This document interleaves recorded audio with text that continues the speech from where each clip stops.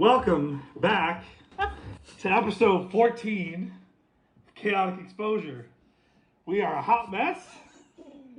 Nothing new here. Discord is really coming in clutch today. And we're going to just jump right into our shot because that's what's needed. So glasses up. Oh my god. Man, I needed that like 30 minutes ago. Woo! Yeah, daddy. My face is not cute. Oops, I said daddy. Not cute. Welcome back. Glad you're here with us. We are having just the worst time today. And I think opening it up just to kind of come in swinging. Whiskey just came into Discord hot today just to tell me and Dragon how hard she's working and flip us off. And she yelled at us. It's pretty rude. Yeah, it's been a long day. Listen, they come into Discord and both of them are like, I don't want to do today. I don't want to adult. I'm going to go back to bed. I don't want to be here. I'll see you. Well, I've been working like nonstop this whole time trying to get everything ready to go for today and tomorrow. So I basically said, show up. And just as I say that, I mean, we're just a little overwhelmed and stressed out, I think, from being yelled at so aggressively. You know, it's got to come out on somebody. It's taken a lot out of us. We're emotionally distressed. Yeah. It's taken a lot of effort. And then you couple that with, you know, Craig not cooperating today and Who's Craig? my kids showing up. Let's see if this works today. Little Timmy. Hold on, I wasn't paying attention. Can you guys start over? I know you both got up and walked away as I'm talking, so I understand how you guys feel when I leave all the time. What's going on? To get started, I think we need to start recording our like pre-recording conversations because there's some like quality content in there, like Dragon sitting down and showing us his new shirt that he got, which is a really sick Chainsaw Man shirt, by the way. And then he starts like rubbing his nipples. Yeah.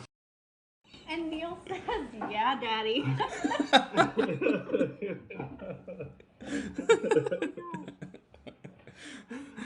Oh man. What a disaster. Yeah, I What's hate been going on, guys? my nipples stick out too far, so I had to cover them. So I made a board and I put it in Discord, but apparently complaining is like everyone's MO and it comes to me all the time. So I now have a board that says so many days without complaint. And we're only at 1 day without complaint, so I think we need to do better. But I give it maybe 2 hours and I will be erasing that 1 day and putting a 0 because I just feel like complaints are coming. Checks out. It's been a little aggressive over the last week or so. Some people, man, just coming in just to say they're not happy. It's like, okay, thanks for coming. Right. Have a good one. Thanks. Appreciate Let me write you. your complaint down. I'll get to it along with the 100 others that I have. I think I need to make like a new rule. Like you come into Discord and if you've got a complaint, you at least need to drop like an animal gif or a compliment or like some kind of positive something before you start blasting Also, off with like complaints. Send it to where someone cares because I don't care what you're saying. Like I'm not on. I can't say that. I know you can't, but I can't. Like, send it to your mama. I don't know. Send it to your mama.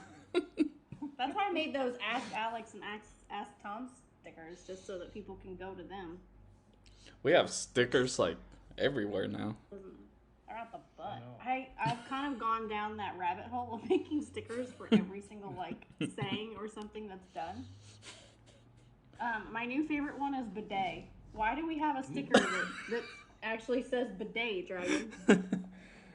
So, have you watched the Vox Machina, the new episodes? Neil? Not yet. Do you like how he asked you because he knew I would say no? He didn't even say. I've listened to the entire campaign. Each episode is like 4 hours long and there's over 100 episodes. I just wanted a yes or no. but In some ways, yes, I have. He didn't want your long ass answer. He just needed a single word. but I haven't watched the new episodes. okay, so one part, what's the big guy's name? I forgot his name. He was they went to a new city, and they're very like English over there. So they were saying good day, and he thought they were saying bidet, and so he kept saying bidet to everyone. and then that's why I brought it up on Discord. So he comes in and says bidet instead of good day, and so now we have a bidet sticker for our good morning. And by the way, his name is Grog. Grog, And there we go. in the campaign that I play once a month, we actually are in that world that Matt Mercer built, Alexandria. That's the world that my D&D campaign exists in. It's pretty great. It's all Vox Machina. Vox Machina is real in the D&D campaign that I play in. Well, it's an awesome I'm cooler show. than you are. Cooler than you are. it is. Oh, can we talk about the fact that Neil actually put in main chat that a whiskey is my favorite? I screenshot that puppy. I don't think anybody's surprised at that. But look at Dragon's face. He's a little bit disturbed. Okay. Yeah. You broke his I heart. would say Dragon is equal footing. When I said, I meant like, Lies. I was in the Misfits server. Let me just say this clearly for the people at Yes. home that Please don't take me understand down English. from favorite to mildly favorite. I was in the Misfit server, the Discord server, right? Hold on. No, time out. Like, Time out. On the podcast with the Crypto Bros, you said Benji is the cutest in all of Web3. That hurt. Man, you didn't even put Dragon in there. Like, I don't believe anything Neil says anymore. It's just wrong. Yeah, he just keeps changing it. He does. And then No, when he says listen. it, he backpedals and is like, I mean, you're my favorite, but only in your head are you my favorite? no. Whiskey and Dragon are it. They're my two favorite people in this space, period. But Benji's super cute, and you guys all know that. And I love that Holly calls him Binge, because I just think Binge is a minge every time. Oh my god. And minge is a word that's used in the UK. We don't have to go down that road. Oh my gosh. Speaking of Holly, we were talking about Do you know her. what minge means? So No. So we're gonna move on because I don't need any It's more. a female body part. Oh Jesus. Oh my god. We're just. We're gonna edit this part out. No. So, Don't forget the towels. oh my gosh. Holly, what? You confused Snow so hard yesterday. Like Misfit server is a wild. And it's always fun when new people come in or people that really aren't in there often. Like ZZ came in a few months ago, like a few weeks ago, and he's like, this is the most horniest server I've ever been in. And I'm like, ZZ, chill. I said, people come here for the art, but they stay for the foreplay. And that's exactly what people like come in, and it's always perverted talk. It's never anything clean. And poor Snow just got sideswiped. Like Neil just came in, lit a match, flicked it, and left. And then Dragon's over here talking about lay towels down on the bed. Snow's wondering what is happening. It was just like I had no words. Well, Sometimes I watch from a distance and I'm like, yeah, I'm not touching this conversation. it's always the same person that starts it and leaves. Just saying. It's Not Neil's me. fault. It's Neil's fault. We actually have a sticker that says it's Neil's fault because that's what happens all the time. It's not my fault all the time. Okay. Whatever helps you sleep at night. When we were going into Holly, we were talking about her before the podcast. Neil was on Crypto Bros podcast. Was it last Friday? And they started breaking up their episodes, and the Caleb's Choice came out. Was it yesterday? I think. Caleb is one of the bros, and he asks questions every episode to everybody, and one of them had to do with eating do you eat the middle of the brownie or the side? Do you want to know how sick and twisted Neil is? No. He goes right for the middle part of the brownie. Yeah, that's gross. Who does that? Everyone. No. And I'll tell you why. You know those brownie pans that like it's actually called like the edge or something that every piece is an edge, so it looks like a puzzle almost. You know what? Why would you do that to yourself? It's like the edge is the best part. You know why you buy that? For April Fool's Day, when you want to do something nice for somebody, you bake them something in that and give it to them. No, you buy candy corn for that. He said you can buy candy corn. Neil, we're going to continue this on to, they also talked about cinnamon rolls.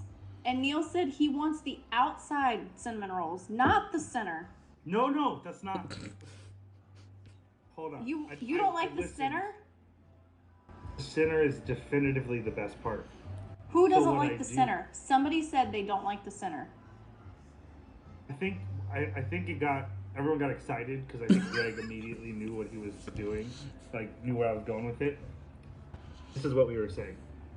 I will go so far, like when I have a plate of food, I will literally, whatever I want to have to enjoy the most, I'll eat everything else on the plate, saving it to the very end so I can just kind of like settle into it and enjoy it. Like if I can have a plate full of stuff that I don't like, and the last little bit on my plate is always the thing I'm most excited about. And so with the cinnamon roll, I'll eat the outside of it, all of the gross parts, the crusty parts, the parts I don't want. Don't say that. Don't say crusty. And so I can enjoy the middle gooey something. Okay.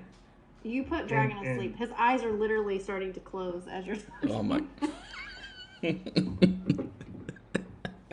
I want to kick you guys both.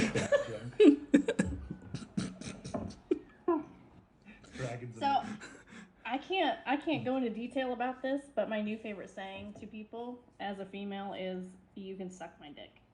That is my new favorite thing, and I'm going to like throw that around like confetti. So, Holly also asked, "What is the most random or useless fact you know?" And I shit you not, Neil says, "Whiskey says stuff all the time from Uber facts, but I don't remember any."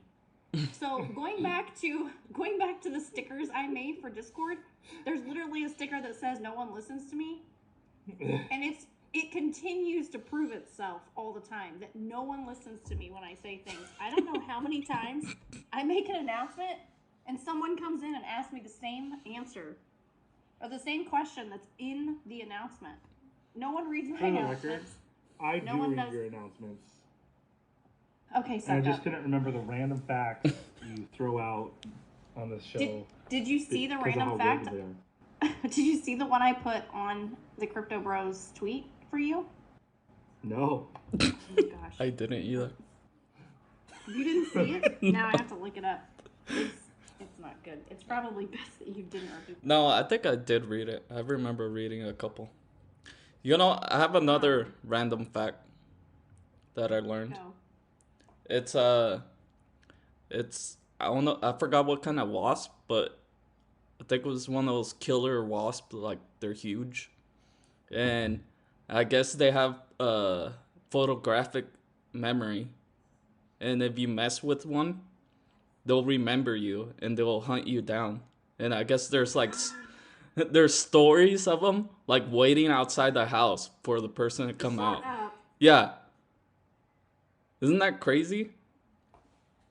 That's my spirit animal. I mean, it goes way different road down what I went down this morning. My fact had nothing to do with that, and that seems a little bit shady, actually. I put on the Crypto Bros Twitter, the fact says your anus is just as unique as your fingerprint. Whoa. Oh my god. I just couldn't think of anything interesting when they asked me the question. I was like, I don't know. Isn't it terrible? I don't believe it. Like, I don't believe it, because I can. Go It- go check, Dragon. what if you're having a bad day, Check like the stomach flu? I'm pretty sure it'll change.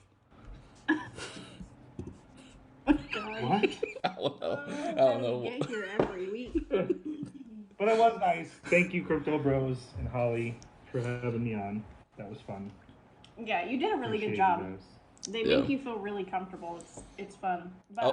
I couldn't help but laugh because right after Neil's episode, he calls me. I'm like, how'd it go? I was like so excited. He's like, well, my kids were terrors or my kids were something and my horses got out. I'm like, of course that happened for you.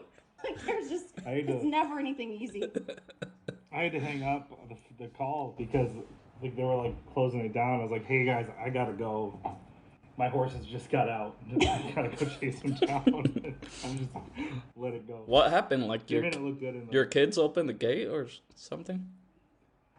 I think my wife was out there like cleaning the pen, and it was just timing. I think they and the Maggie, my full size horse, was great. You know, like she didn't go that far.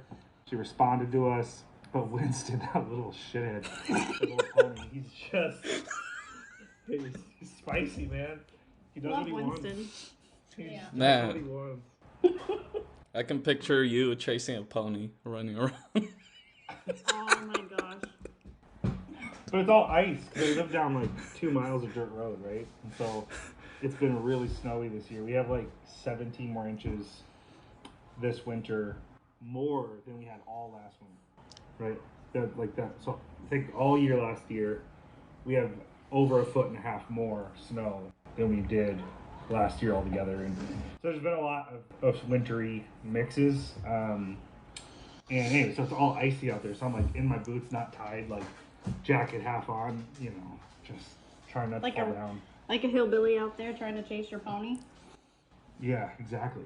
I'm really sorry you missed that. Exactly. You should get better about recording things so Dragon can Oh, and I can watch later.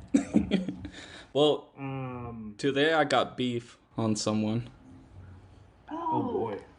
Dragon's a little bit feisty today, and I'm here for Yeah, I'm ready. I'm gonna take him out. Hezbollah. Yeah. Hezbollah. Hezbollah or whatever his name is. He's a goat. I love him. He's so great. That little shit took my NFT, my little dog NFT. I'm coming after you. Kimchi? I'm gonna kick you. I'm gonna launch you. He took a... Hezbollah stole your kimchi? No, he stole a crappy NFT that I had.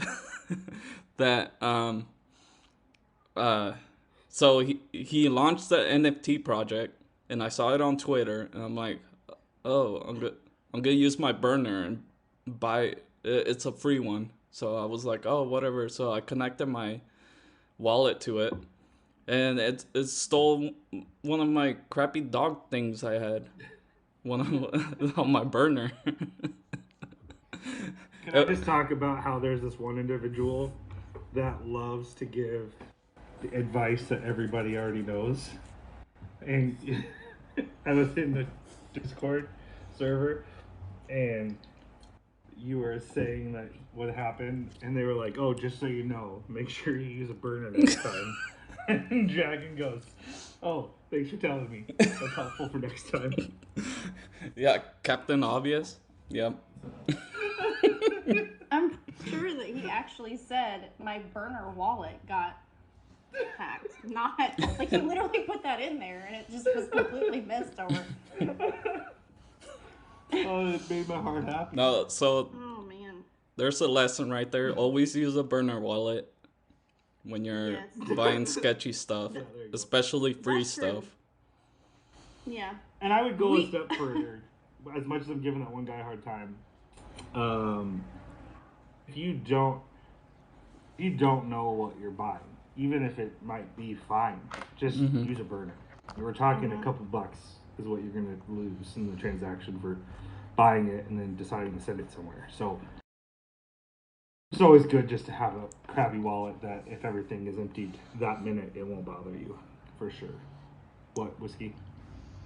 Hey, that's probably something that's good to kind of put out there because we just goof around a lot of the times, but we do try to at least get some information out there. And since it came up, it's kind of good to, address that. Yeah. Yeah, and I mean, I all three of us kind of have this like little group that loves to gamble. I mean, whiskey literally just gambles Literally. on sports, All the but time. we like to gamble on like tokens and like, cryptocurrency Mhm. and stuff.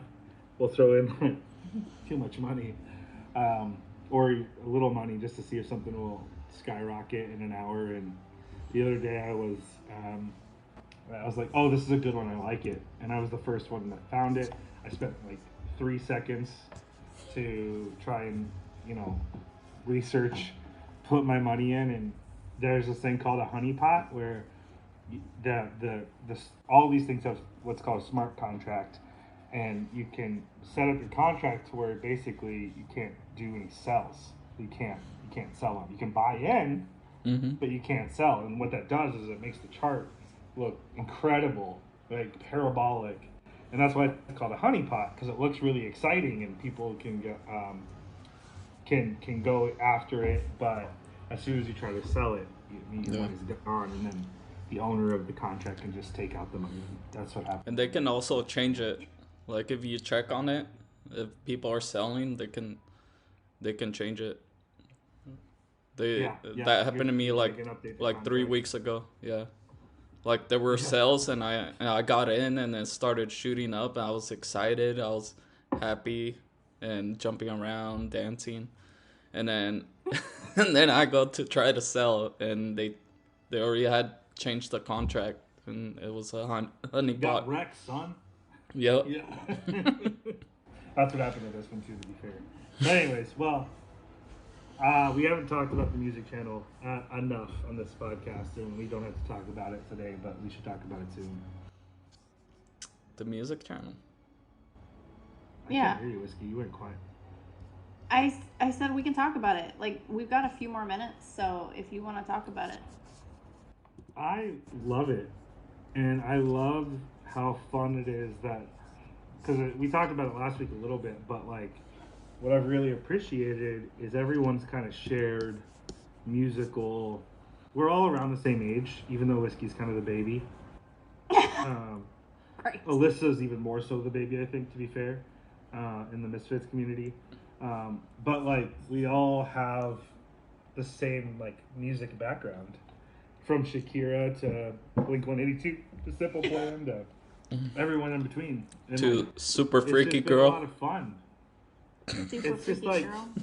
it's like we get to. It's the closest I've ever come to virtually hanging out. Just like going in there, Mhm. taking turns, putting on songs, Yeah. taking shots. It's been fun. Sometimes people load stuff and you're like, skip. And then they get upset that you don't like the song. I'm like, I'm not going to listen through to like a 7-minute song that's absolutely atrocious. Are you talking about me? No. I put Sorry. one in the Well, other day just to troll you. It There was really this funny. dude Snow. He put up a like a I don't know what it The was. dude Snow. He didn't even. Oh my god. He put up a song that was like 10 hours long. I'm like, nope, I skipped that.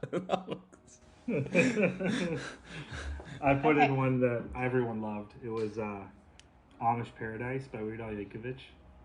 Oh my gosh, that was awful. I think I left the channel and was like, I'll come back when you're done.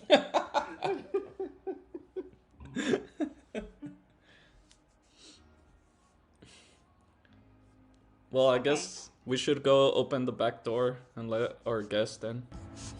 Oh god. Yeah, he's actually DMing me now, so let's get him in.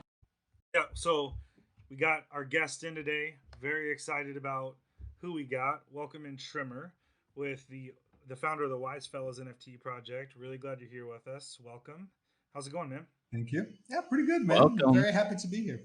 Thank you. Thank you very much. Yeah, I consider Misfits to be a project that's near Wise Fellows. You know, we have some crossover between the two projects. So I'm really excited to be here. Oh, Tremor is one that I have talked to behind the scenes a little bit off and on. He I can't use the word favorite. I get shit for saying favorite, but I have a soft spot for Tremor. When I got brought on board with the Misfits team, he was like one of the first people to be like rallying with support and would send like the sweetest messages. And I'm like, these just, they don't make people anymore. Like people that just like truly come from behind the scenes and are like so sweet and supportive. So I've been kind of following Trimmer and his project that he's got, and we're gonna get into that. But you have a lot of hidden talents that really isn't out there, which really made me start to like you even more because you don't even talk about them. Like you're a humble person, and that's pretty impressive based on your resume. So Mason Thank you. sent me a link to a YouTube channel, or I think it was an interview that you did. I don't know how long ago it was. But Yeah, you, I think it was with I think it was about 4 months ago. I think I know what you're talking. okay, it was a really good interview. We watched it today to kind of like get some behind the scenes of like who Trimmer is outside of the Wise Fellas. And I gotta say, I probably have like 100 questions, but I'm just gonna like narrow it down and we're just gonna get to it. Okay. You were in Hollywood, right? Can you I talk about like was. what you did? Yeah. I moved to Hollywood in 1996. I lived in US from 94 to 2008. So, but I lived in LA starting in 96. And I got to LA just when the the sort of like the renaissance of computer graphics, right? Like we had already a few films that were really popular, like Jurassic Park and The Mask, and so it was sort of like what Web 3 is nowadays in terms of like buzzwords and this new thing, and that's what computer graphics were. It was sort of coming of age at that time. And I got there and looking for a job in the visual effects industry, right? So I worked in Hollywood for a few companies. Most of them were like highly awarded companies. The one that I worked probably the longest was at Sony Pictures Imageworks, which at the time was considered to be the premier visual effects company in the world. A lot of the companies that had traditionally been really highly regarded up until then were sort of going through a downturn, mostly Industrial Light and Magic and Weta, and Sony was basically riding this really steep success wave at the time. I remember that at my peak time at Sony, we were doing like 14 projects simultaneously. Dang. And yeah, I don't know if you guys are familiar with LA, but like there's Culver City is sort of like a city within LA, the greater LA. And at the time that I was there, Sony basically had just about half of all the large commercial buildings in downtown Culver City, because we just kept expanding and expanding and expanding. And during my time in Hollywood, I started as an animator, as a generalist, and then I became an animator, and then from animation I became a director of animation, and then eventually I got tired of that, and I migrated over to color and lighting, which is essentially like the line of computer graphics that adds like the look and the feel of things. So if something's supposed to look like it's made out of wood or glass, and where the lights are coming from and all of that, so that's color and lighting. And then I eventually gravitated towards that and compositing, which is the stage where you put all the different elements that were generated together. So you might have generated like clothes and then hair and then skin, all as separate layers, and then compositing is where you put the whole thing together. So during that time, I worked on a few films that you might have heard of. I've worked on the original trilogy of Spider-Man. I worked on The Matrix 2 and 3. I worked on Superman Returns. I worked on The Watchmen, Beowulf. Those are some of the most popular ones.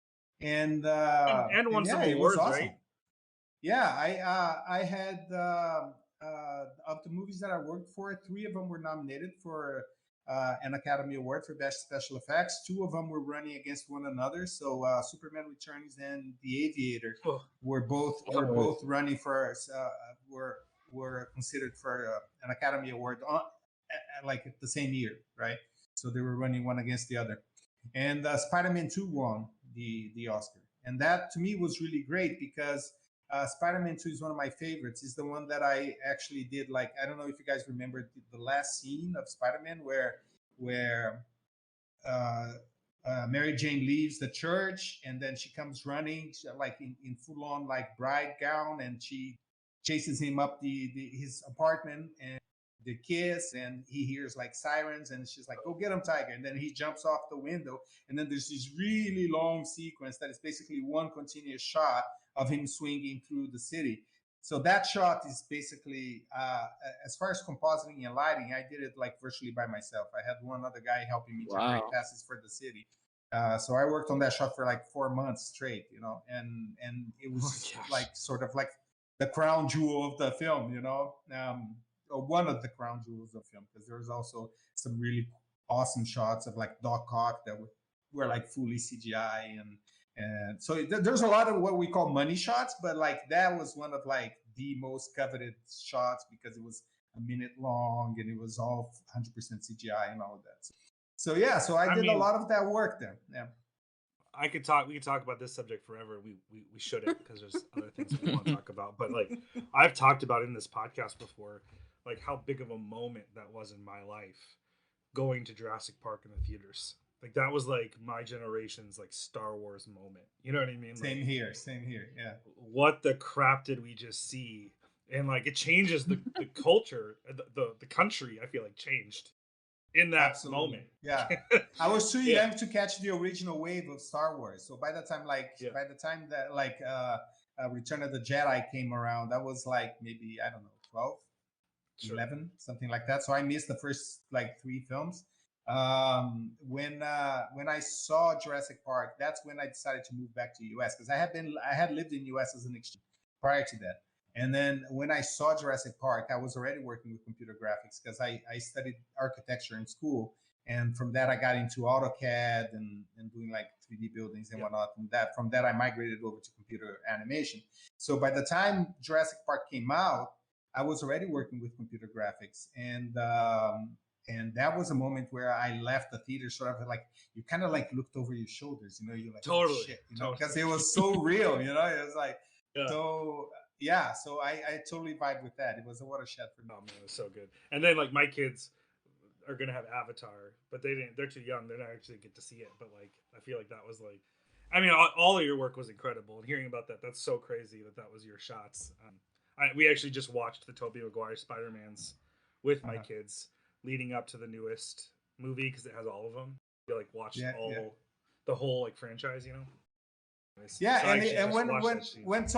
when Tobey Maguire stopped being Spider-Man, I was a little bummed out because I was like, oh, that's like the end of an era, right? And now we're Yeah, gonna get a new Spider-Man and better effects, because you always get better effects, part of the totally. evolution of the technology, right? And but I was really like, it was really heartwarming for me to go to see No Way Home. When, it was when I went to see No Way Home and I saw Tobey Maguire come out of that circle, and the Yeah, theater just went nuts, and yeah, I was like, yeah. oh yeah, I guess that still has got some That's mileage, awesome. Yeah. That's cool. I think knowing your backstory and where you came from is really what helped me to understand what you've been doing with creating the Wise Fellas. Um, when I saw what movies you've worked on, Watchmen being one of them, it kind of takes me into what can you talk about with the Wise Fellas and what you've created with the Wise Fellas NFT project. Yeah, sort of like I had a collectibles company. I started because I worked before I worked. Let me fill in the gap between Hollywood and Wise Fellas, because then it makes sense how I go into it. When I left Hollywood in 2008, I came back to Brazil, and my original idea was to open a game company, right? So I shopped around for a little bit. I designed some ideas, and then I went looking for investors. And this guy who I used to work with, who owns one of the largest media companies in Brazil, he was like, look, you got this background in art and technology. I really newspapers at the time were starting to be disrupted by the web. And so he's like, I need someone. We were like 100% analog.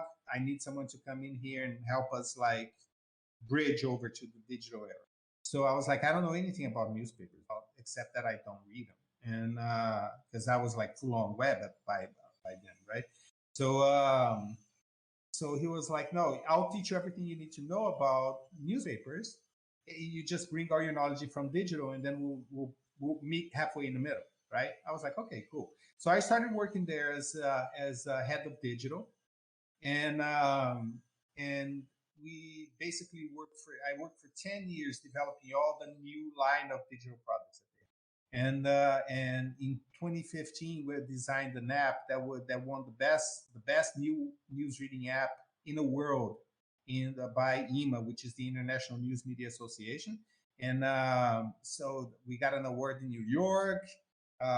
Category, I think it was 300,000 subscribers and under, we won, and then 300,000 subscribers and over, the New York Times won. And we were like just this tiny little development group out of Brazil, right? So we were like, yeah, we were like really excited about that stuff. So I rode that wave for a long time, really excited about Web 2, about designing apps, doing mobile development and all of that. I had a team that was, by the time I left, we were probably 22, 23 people between devs and designers and marketing people and whatnot. And but I really got tired of it because I saw that the whole industry was slowing down, and I didn't see anything that was really exciting coming in the horizon. So I basically left the group and I took a 2-year sabbatical trying to find like what to do next. I was like, what's the next thing, right? Because I felt like, hey, I came into CGI when CGI was like just having their coming of age, right? And then I left CGI, and then I came into Web 2 just when the iPhone had just been released, and iPad and all that. So that was like, ooh, Web 2, mobile web has finally arrived, and news media was the first one to like get excited about it and like port their products over, because we thought that at the time that the tablet was going to replace like the newspaper. It was like the reading thing was like the tablet, right? Which turned out not to be the case. But tablets essentially became like something you give your toddler to like leave you alone while you need to like do the dishes. I never. So That's never happened. so basically, I was looking. I had written these two waves. So I did the wave of CGI when CGI was just beginning, and then I did the wave of Web 2 development when Web 2 development was just beginning. And I was sort of like looking for the next thing, like what's the next, like literally the next thing. And I spent 2 years looking for that. I tried a couple of different, didn't work out, and I said, you know what, fuck it. One of the things that I really liked was collectibles, and so I opened the company of like physical collectibles, like statues. Yeah, so I would hire like modelers. They would like model these things, the statues in 3D. I would like 3D print them, take the molds out, make them out of resin. They were short, limited edition, just like just a few hundred of each statues, and then we would like slap like a collector's like a edit like an edition number on them, right? And mine were like super top, like luxury level, like extreme detail. And then one of the things that I did to separate my statues from the competition was that we started issuing a certificate of authenticity that was basically written to the blockchain. It was a ERC 721. And I, at the time, I didn't even know what that was.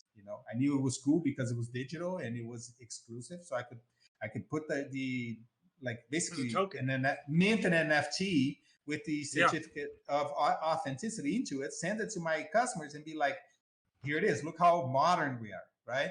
And so the pandemic came, and then I started like getting more curious about the technology. And then finally last year in January, I was like, you know what? I've waited too long. I'm going to pivot this company. I'm going to leave the physical collectibles aside, because the cost scales 1-to-1 with production, right? So if you produce 100 statues, you have 100x of cost. If you produce 1,000 statues, you have 1,000x of cost. So it's hard work. It's really hard work. So I was like, let me check out these NFTs because these look really cool. So I started studying them, and then on January 1st of last year, I was like, you know what? I'm gonna launch it. Fuck this. Can I? Sorry. Can I Oh curse in yeah, you're good. here? Yeah. All right. So between I looked for kind of a few things, and one of the things that I realized coming into the industry right off the gate was that there was a ton of rug pulls and a ton of scammers. And I think everyone that gets on board to Web3 goes through that stage where you feel uncertain about, like, ooh, you know, Oh yeah. am I gonna put my money here? I don't know. What is this about? It takes, like, the learning curve in the beginning is really steep, right? It kind of flattens out at the top, but like to be onboarded is sort of almost like a straight up learning curve, right?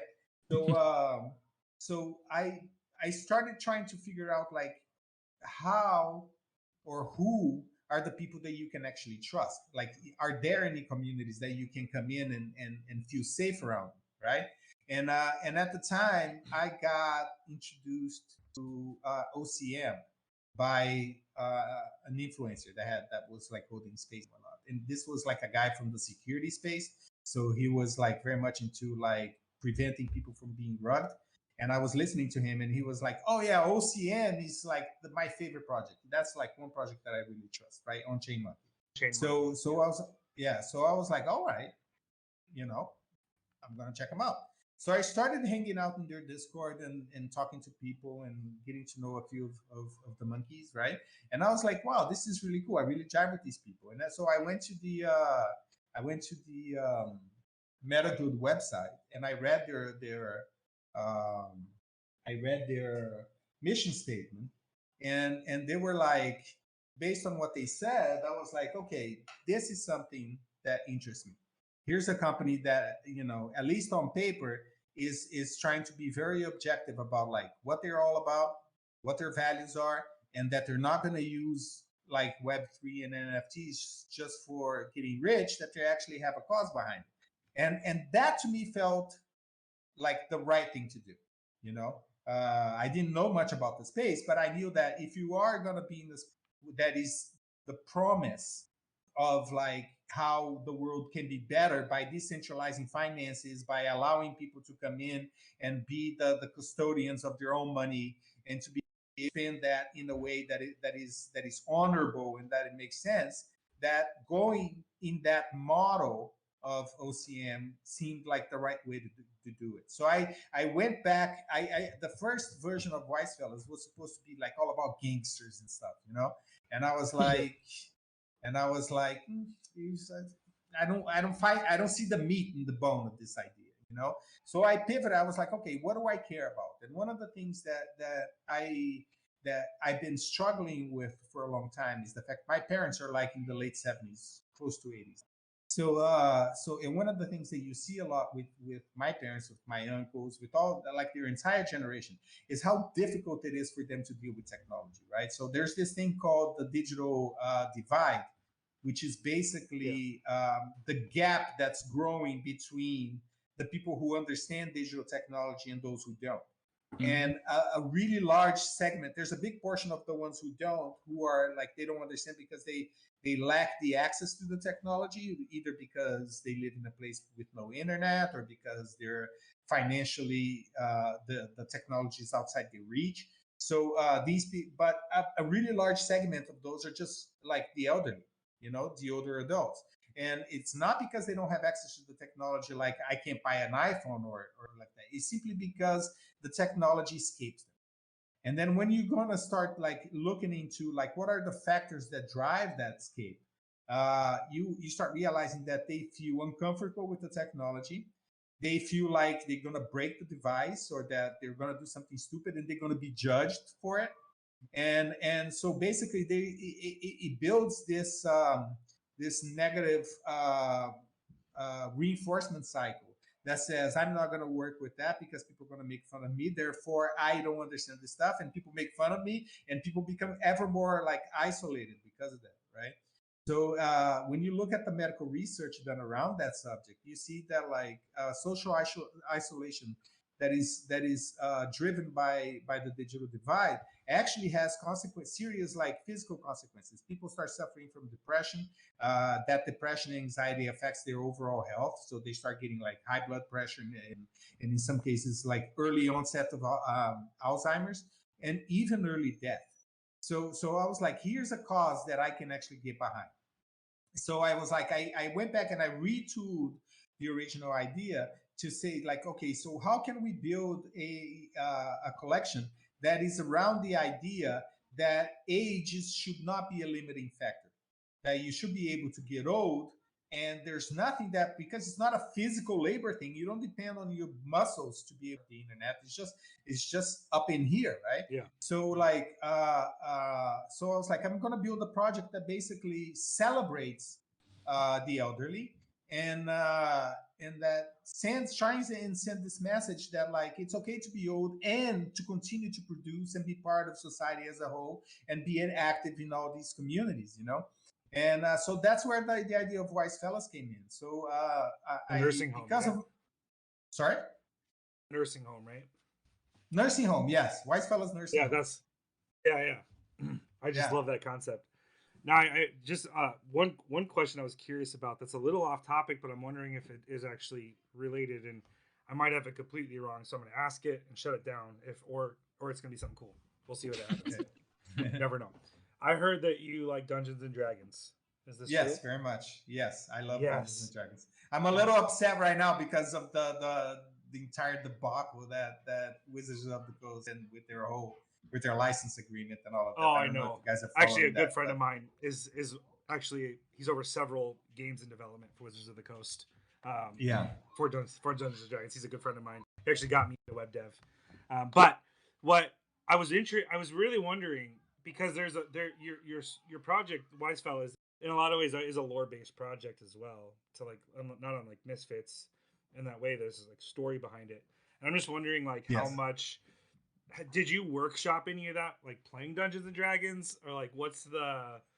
I'm the only nerd here. Like Uh, they're not nerds, so like I got excited when I heard. I wanted to hear what kind of your, if there's any ties there. no, I see Dungeons. I've always been interested in storytelling. When I lived in LA and I was doing special effects, it's like the running joke in LA is that everyone is working on a script, right? Yeah. So when I lived in LA, I've worked in several scripts. So I've actually written, like completely written from beginning to finish, like a couple movie scripts. So it's always storytelling has always been something that like has fascinated me.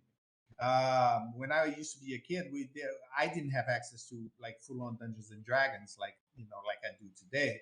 But Right. we used to have these books called adventure books that you would like read like the adventure, and then it would say like, if you want to open the door, go to page 75. If you want to just Goosebumps. forget this and keep going, go to yeah. And Yeah. and so that was always something that's in the back of my mind like the whole time. When I started working the idea of Wise Fellas, my mind just clicks into that mode of like character and storytelling because you're trying to realize, okay, who are these guys, right? Like it's one thing for you to have like just random pictures of old people and nothing behind, which is fine if that's what your proposition. But my proposition was to create an IP, right? And an IP needs to have story, needs to have something that drives your curiosity besides the artwork, right? So the idea was that these were like a secret because again, going back to the whole idea of building an umbrella around the idea of like supporting elderly, right? The driving idea became age should not be a limiting factor for a child. So what does that mean if I expand, if I grab that concept and I explode it, right? To me, it meant that um, one of the ways that you can circumvent the idea that you're old, therefore you're fragile, is to say, I am a warrior, not because that is old, not because I aged and then this happened to me, but I decided to become a warrior after I was old already, which is the case with the Wise Fellas. You can only join the Wise Fellas after you have lived a full life. So you've had to have like raised children, had a family, had a job, and then you delivered everything you had to deliver in your life. And now you're like, okay, I'm looking for something bigger than myself. That's when the wise fellows will approach you in secrecy and say, "Hey, you don't have to age any further and die.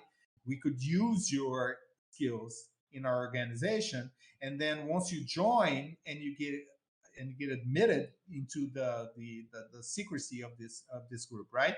You start having access to the spring tea, and spring tea is this concoction that they drink every day, and it keeps them from aging any further and gives them special powers. And that special power has to do with who you are. So one guy could be like, he could teleport. The other guy could become really strong. So the idea being that we would, going back to your thought process of D&D, that we would be able approach the story as if it was a heist. And then you had like the old man who was like really smart, and then you had the one that could jump really high, and then you had the one that could, cast magical spells or whatever. And the idea is that you would form these groups, and then each group would go into a specific mission. And some missions might require someone that can swim really well. Other missions might require someone who can hack into a computer system. But the idea was like, I'm gonna marry the concepts of like Ocean's 11 with the concept of Cocoon, which I don't know if you guys remember this movie, but Cocoon is a movie from the 80s where like these old people in the nursing home get like these alien eggs, and then they basically become all vibrant and vital again because of these eggs that irradiate some kind of magical whatever. And so I was like, yo, that's a really neat idea. I'm going to build an Ocean's 11 type of society that is made out of old people who are really energetic and vibrant, and then on top of, and then I'm going to structure it with a lot of humor, so it's sort of like Scooby-Doo esque Ocean's 11, kind of idea. So and then that was the sort of the crux of the idea, and then it was just a matter of like, okay, if I don't ever die, that means that this organization doesn't have to be 100 years old, it could be 5,000 years. So then I went back and I was like, okay, let's write the roots of this organization. So I went back to like the Mesopotamia, and I immersed myself in studying like Mesopotamian history and how the cities started. Dude, back in those days. Yeah. And then it just became this, like, it's really like a wise verse right now, because I'm developing this story that branches like 5,000 years worth of stuff. Wow, awesome. My nerd brain and heart need to know though. Do you still play D&D? So it's hard for me not to play D&D. It's in the blood, Yeah, it is. Yeah, I'm only playing once a month right now. I've moved to a different city a year ago, and I haven't, because I've been so focused on Web3 and Wise Fellas, I haven't actually started a new group of D&D here. I don't even know that many people here. Did you? I mean, I've heard about these like legendary groups, like I think of Matt Mercer and Sam Riegel, and like different. Like, did you get any like crazy invites like that at all, or? No. I wish. Okay. And back in those days, we're talking like between the late '90s and the first decade of the 2000s. D&D wasn't what it is now. It was very much like a subgenre. Yeah, Matt Mercer. Exactly. The reason for that, but I think it was sort of like like you got this perfect storm of like Matt Mercer and COVID, and now people are like locked in homes and they need to do something, and that's why right I think is in Alexandria, and we're literally like in that world that he's created. Anyways, that's not what we're talking about. I just love D&D. And that's the thing. I would like two Wise Fellas to become a tabletop game. Awesome. That is one of the things that I'd love to play an old geezer, like hip check. I don't know. The potential is amazing, and that's why I was like, I wonder if he's workshop. You should workshop. I'll tell you what, I would gladly come and workshop that idea with you and like play the game and break it. And be careful what you offer me, dude. I'm taking all help I can get. I love role playing games. Anyways, my gosh, I think you made Neil's day. Dragon, do you have something? I guess we can go off Mason's question. And first question is, why are you so pretty? You have to ask my mama. It's her I fault. have to I talk have about nothing this. to do with that. Nah, Um, dude. I'm a 49-year-old geezer, man. yes, that is a problem for me because you do not look that age at all. I mean, you look like you're in your 30s. And Oh, God bless you. when I was watching that YouTube video, I'm like, did he just say that? Because I was listening while I was working. And then all of a sudden I heard you say something about pushing 50 and I'm like, what?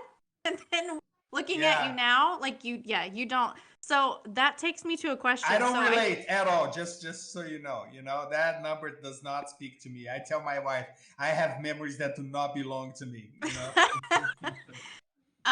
So I think you know Alyssa. She is a misfit, but she's also in the Wise Fellas. Yes, I love Alyssa. She's awesome. She's So one of our she wants favorites. to know your skincare routine now that we're talking about your pretty face. So you can either say that now or DM her, but I kind of want to know too because like you have this I, glow and it's really annoying. So I started washing my face this year, so it's not. oh, It's that's not what we want to hear. We really don't yeah. want to hear that. We want My to hear wife that you've finally got like said, "You lots of better expensive start stuff. washing your face because your pores are like this big." No, look, I'm no good dude as far as that goes. You know, like I have to be basically dragged to the doctor, and the things that I do is I try to drink a lot of water, I try to eat healthy, and I go to the gym every day. So that those not every day. I go to the gym like let's be honest, 5 days a week. Ate a cheeseburger today. So those are the things that I do. That's better than me. Yeah, and since I moved now, like Fortaleza, where I live now, it's really close to the equator.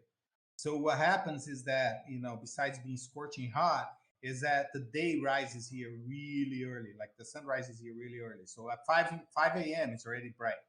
So that basically means that I can go to bed, try to go to bed by 10, which is really hard for me because historically I've been a night owl. I try to make it to bed by 10, and I try to get up at 5:10 at the latest, so I can have time to go to the gym and then be back to start working on Wise Fellas like by hopefully by 9. I should. Well, that's a good segue into one of my questions. I am not from where I live right now. I'm a transplant, and I never intended to live here. And when I got here, it decided to hold on for dear life. And I have a lot of friends that are all the same. Like we came to this state in the U.S. and it just hung on and didn't let go. And now it's been over a decade, and all of us are like, "What the hell happened? Someone get us out of this god awful barren wasteland of Minnesota." And I heard that you lived in Oh, Minnesota. Minnesota, Minnesota! Don't fake Minnesota, man. Well, how did you get I out? live. Is my question. I live. It got cold. My first winter there, I was like, "Oh shit, get me out of here." But no, I lived in Minneapolis. I lived in by Calhoun Lake. Yep, I used to live off of Broadway and Irving on the north side. Yeah. I like it's got a great nightlife. I used to Yep. have a lot of fun. I used to go to what was it called? Something one. It was a club downtown that did a lot of rock at the time. I forgot what the name was. But anyway, sorry, I digress. Either way, you got out, and that's I amazing. lived in Iowa too, just so you know, which Oh, is that's worse. That's worse. Yes, I was gonna say by your standards, it's probably worse. Yeah. Yeah, I mean, I always have that. Like, I'm stuck in this awful state, and it's snowing all the time. But at least I'm not in Iowa. But my real question, that was my funny one. My real question though, like we had a guest on a few weeks back, not the founder, but the core team member now of the Sevens, Goodfoot, and right. Yes. we were just talking to him a little. Tremendous respect for Goodfoot. He is. I'm bullish on Goodfoot, all the Yeah. way. But we were talking a little bit about metrics, and I've always been historically like frustrated because I think we use the wrong metrics. And he said, "No, Neil, you're wrong. Like that, we actually have the right metrics. We just put the wrong weight on them." And that really just kind of like blew my mind. Like, because I was like, Right. Yeah, that's exactly right. 100%. Yeah. Right. And so, anyways, one of the things I was kind of So, what metrics are you talking about specifically? like in NFTs in Web3, like the metrics in this space, right? Like people always are looking at floor price or volume or hype or clout or all these just like things that just it's not me. It's never going to be me. Right. It's not why I don't buy NFTs thinking I'm going to get rich. I buy NFTs because I believe in what they're applying the technology in, right? That's why I work for Chris. Like he's like literally trying to just develop the technology, and that's what I'm excited about. And so, but I thought he said it I really agree, well. 100%. But I heard you kind of commenting when I was watching the interview on that, and I just wanted to kind of get your take. What metrics in this space do you think deserve the most attention? You know, my opinion has changed. Sure, I can understand why. I think, yeah. Well, see, that's the thing is that because I've done a lot of difficult things, but I have to say that founding a project that is not a rug pull, it was one of the hardest things I've done so far. Because not because the tasks involved are on a day-to-day basis are that complex or difficult. I mean, they are, but it's manageable. The reason why I think founding an NFT project that is not a rug pull is so hard is because the speed of the space is so dramatically higher than it is on a regular like business. So if you start a business and that business has been out for 6 months, and you're like, oh, it's kind of slow, not selling yet, and the person and your friend asks you, oh well, how long ago have you started the project? I'm like, oh, 6 months. It's like, what do you want? You want 6 months? You want to be making tons of money already? In the NFT space, if you've launched your project 6 months ago and you haven't made that kind of money, all of a sudden it's like, oh, it's a fail. Yeah, it's you know, it's a failure. It's so like basically I spent 7 months doing the Wise Fellas virtually by myself. About 3 months before the launch, I don't know if you guys are familiar with the Arch. He's also in the Monkeys. He's also an OCMer. So I got to know the Arch, and I was really like stricken by his moral code. And I was like, oh, this guy understands the business, and he's a straight shooter. So I was like, I asked him to sort of be my guide, my like unofficial advisor while I was in the process of launching the Wise Fellas. And then we became really good friends, and we're friends still now. And so besides the Arch, I had very little help. I had more people come in. Mr. Yellow came in, and other ZZ from Shonen Junk kind of helped out also. Like, but this was like really close to launch. It was like a couple weeks before launch when I started like interacting with them more often. Prior to that, I spent virtually 7 months working by myself. So it was that routine where I was like all day by myself in silence, listening to spaces and whatnot, and just working on my own. I had all the time in the world. And then once you launch, and we had a pretty good launch weekend. When you launch, all of a sudden you go from like not interacting with anyone to interacting with hundreds and hundreds of people all the time. All day long, they want to know, what are you doing? What about this thing? When are we gonna have that thing? And and it's like, whoa, dude, it's like total overload. And then you have to adapt to a completely different structure of like your daily routines and the things that are important and what you have to do. All of that you have to change overnight like that, and it's really difficult. It's not an easy thing to do. So if you're just a rug pull, you basically you get your money and you're like, okay, screw you guys, I'm out. You know. But if you're not a rug pull, you have to try and adapt to this new reality and build a project that you would normally take a year for you to structure into, a few months. And one of the hardest things that I learned over this time was to deal with how fast the activity in the project can drop. It can drop really fast. You can like, 2 weeks ago you could be like, everyone is in this Discord server and boom, boom, boom, boom, everyone is going, and then 2 weeks later it's like crickets. So dealing with that was difficult.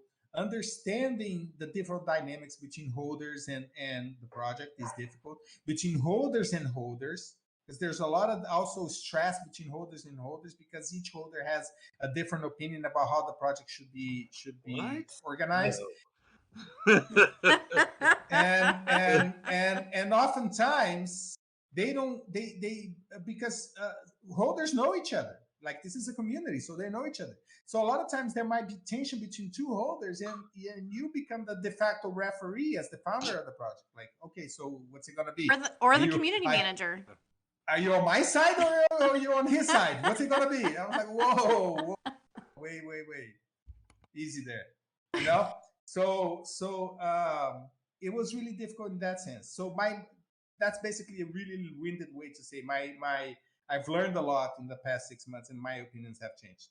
I think that today, if you were to measure the metrics of NFTs, I would have to say that engagement is the because a community doesn't exist without an NFT project doesn't exist without a community, and a community has no power unless it's an engaging community. Yeah, people have very short attention span, and not only that, people have the best intentions. Like the people that are like today active in the Wise Fellas, they're like the best people. They're really rock solid people. I have nothing to say about them.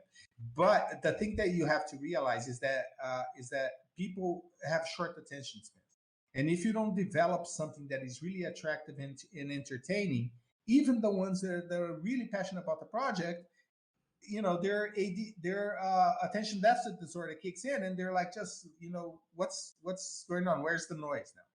And so I would say engagement is the most important.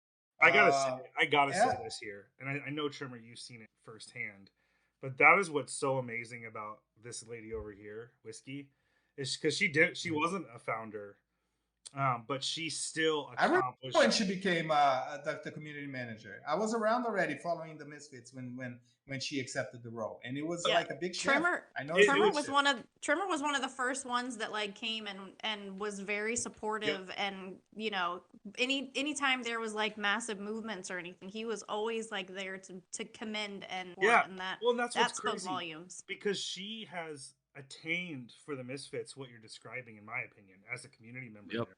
Like, I think I would have left by now. oh, totally. if I it was like, boring, guys. everything you said was absolutely true, and I would have long gone from the Misfits if it wasn't for everything. I would be lying if I told you that it never went through my mind to talk to her to see if she wanted to be a community manager for us as well.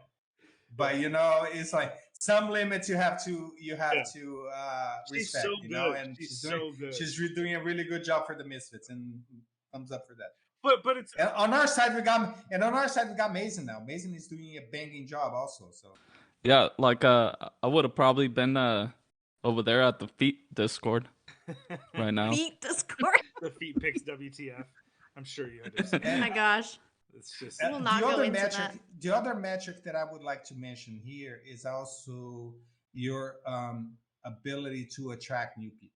I think that that's really important 100%. because there is entropy is a big deal in a community. Like if you don't keep things moving, you're gonna lose people regardless, because people just go after the next shiny thing. That's just how it is. So there's no reason to even try and fight that. But what you want to do is you want your community to be a safe harbor. That's the way I see it. So you can go out there and buy Pepes and buy all the derivatives that you're interested in. You can like just do all the flipping, all the you just want to be a degen. But at some point, you want to come back to a place where you're safe.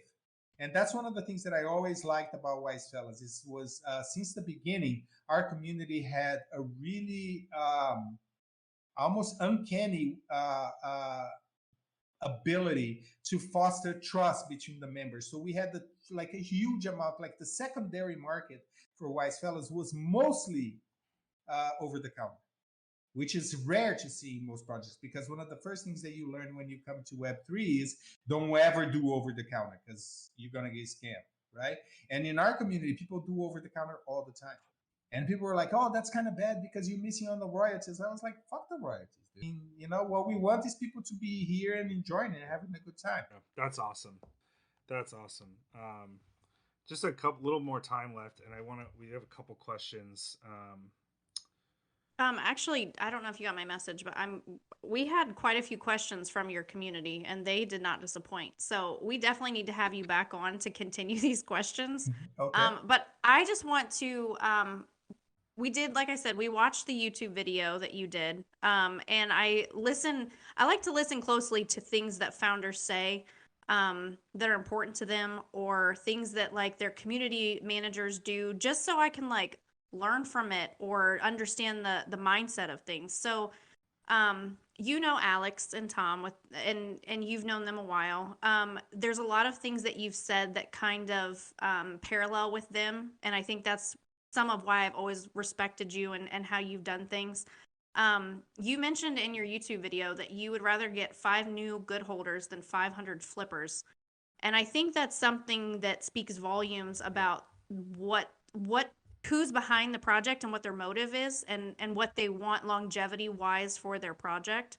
So I really appreciated that part of that. And then you also said that a fast mint would be worse for a project, which is something again Alex that says that. Alex and Tom have they've stressed it from the beginning, because we didn't mint out overnight. I mean, we had our Genesis collection come out last March, and it minted pretty quick. It was just a 200-piece collection. And then it took us pretty much the rest of the year to get through phase 1 and phase 2 of the Misfits. But in that time frame, we have built this massive community of holders that are there for the right reasons, that are excited. You do have those flippers. You do have ones where we do giveaways, they win them, and then they just shit on the floor with them. So every community has that. But I Right. just wanted to, like, I guess, commend what you've done with the Wise Fellas, and how you've done it, and Yeah. the humility that you've shown behind the scenes, that I think now with this interview too, people are able to kind of get to know Tremor a little bit more. Like, we didn't know a lot of things, and it's just respect level just went massively up, just being able to Thank you kind so of much. That's listen very to sweet things. of you. Thank you. But we're really looking forward to like what you guys have coming. I know that a lot of your community was talking about what the plans are for the Wise Fellas over the next 6 months. Is that something that you could briefly kind of address about what you're looking forward to over the course of the next 6 months for Wise Fellas? Yeah. What like I have some things that I'm doing because I think they're really cool. I have some things that I'm doing because I think that they are the best for the project, and I have some things that I'm doing because they're like a passion thing, mostly for selfish reasons, right? So I'll start with the selfish one. So I am currently working on writing the script for a series of graphic novels because even though I come from animation background and I'm very versed on animation in general, and I think that that's the end goal is to have a animated series a la. Um, have you guys seen the second season of Love, Death, and Robots? Yeah. Yep. Yeah. Yeah, there's an episode that's like this old Scottish dude that has like a rat infestation in his Oh, barn. So yeah, I really like that style. That style to me would be like something that I can see the art evolving to eventually get to 3D animation. So my end goal is 3D animated series. But that's really time consuming, is very costly, and we're a boutique project, so we have to be reasonable. So one of the things that I'm doing right now is writing the graphic novels, which we just implemented a new economy infrastructure inside the Discord server, and I want to have these comic books for sale, uh, selling them using dollar T, which is our native currency, right? So people come and engage and they participate and they get rewarded with income every day. Eventually they save up. And that's one of the things that I want to have for sale is the comic books.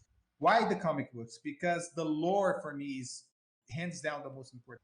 So these characters are really freaking cool. I really I went back to Mesopotamian days, and like the biggest nemesis in the Wise Fellas is a guy named Ajax, and the first few episodes of this graphic novel, Ajax is actually the hero. So he's like a fallen hero. So he's sort of like a Anakin Skywalker in a way. So we start with him as the protagonist, and then as the story evolves, then Phaedros, he's sort of like sidekick, splits from him because he doesn't agree with how Ajax is taking things, in which direction he's taking things, and then you have this split, and the original story. Can I tell you what the original story is? Do we have time? Yeah. I'll be quick about it. So the original story is this. Okay, wise fellows used to be called the Fellowship of the Strong. So these were like young warriors during the Mesopotamian days in the city of Umma, and they are basically a secret society that had access to the spring tea, and they used their powers to fight against tyranny back in those days, right? uh, Ajax rises through because he's a descendant of the royal lineage. So he rises through the ranks of wise fellows and eventually becomes the leader.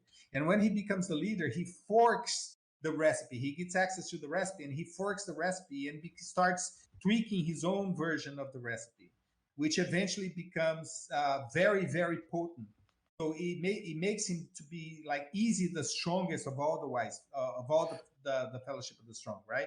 And but it also screws with his mind, so he becomes extremely paranoid.